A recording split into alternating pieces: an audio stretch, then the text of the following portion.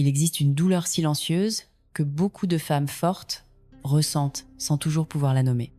Une tristesse discrète, un sentiment d'injustice intérieure, une fatigue émotionnelle sourde qui s'installe là où il devrait y avoir de la tendresse. Ces femmes, qui affrontent la vie avec courage, détermination et dignité, portent souvent en elles un paradoxe déchirant, celui d'avoir tout donné par amour et de recevoir en retour du poison. L'amour, ce qui devait être un refuge, devient parfois une arme invisible, un piège émotionnel, un terrain de perte de soi. Beaucoup de femmes sentent ce glissement subtil sans pouvoir l'arrêter, la relation qui abîme, qui fragilise, qui éteint peu à peu leur lumière intérieure. Elles pleurent, mais leurs larmes restent cachées, derrière des sourires forcés, derrière une force apparente que le monde admire mais ne comprend pas vraiment. Ce réveil intérieur est douloureux, mais essentiel. Comprendre que l'amour véritable ne détruit jamais. Il élève, il nourrit, il guérit. Lorsqu'il empoisonne, lorsqu'il isole, lorsqu'il mutile l'âme, c'est plus de l'amour, c'est une dépendance travestie. Cette prise de conscience n'est pas une faiblesse, c'est un acte de lucidité. Un acte d'amour radical envers soi-même. Derrière ces larmes silencieuses se cache une blessure profonde, trop souvent ignorée.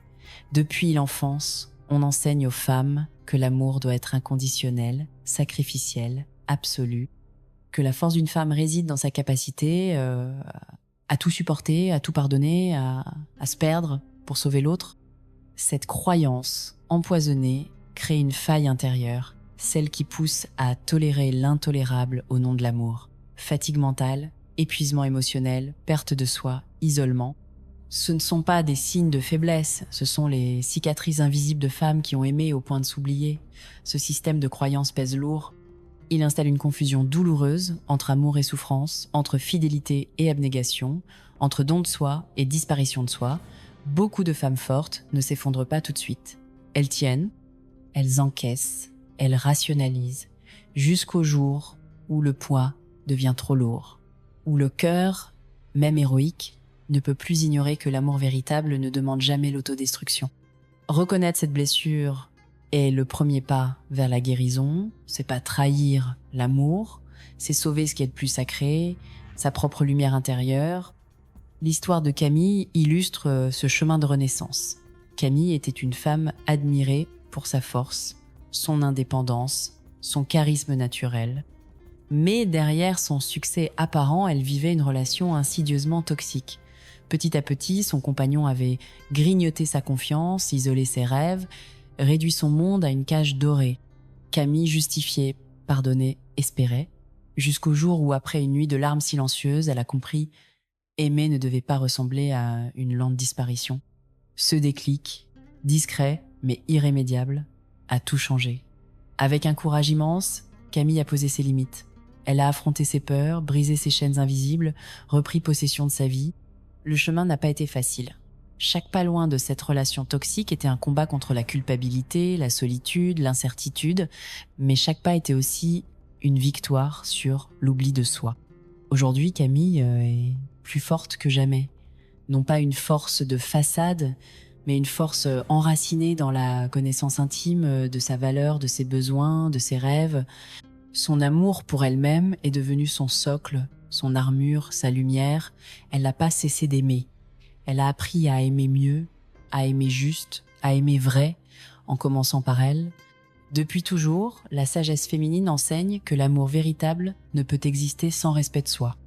La capacité à aimer l'autre sans perdre son centre, à donner sans se sacrifier, à accueillir sans se dissoudre est une compétence sacrée, un art subtil transmis de génération en génération.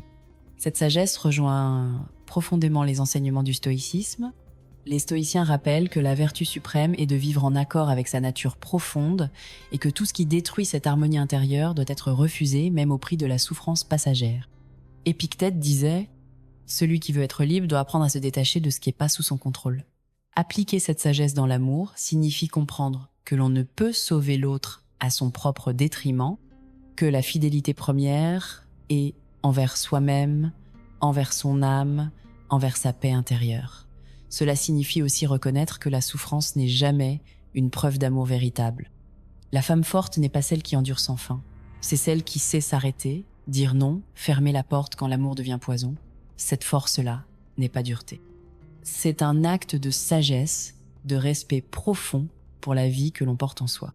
Dans notre monde moderne, les injonctions contradictoires sont partout, les réseaux sociaux glorifient des amours passionnels mais toxiques, les films célèbrent des romances destructrices au nom d'une prétendue intensité, le message subliminal est clair, si tu souffres, c'est que tu aimes vraiment. Cette glorification du drame empoisonne les cœurs, elle installe des normes absurdes où l'amour sain, respectueux, joyeux, semble ennuyeux, fade, moins digne d'intérêt. Face à cette pression culturelle, il est essentiel de réapprendre ce qu'est l'amour véritable. Un amour qui ne demande pas de se trahir.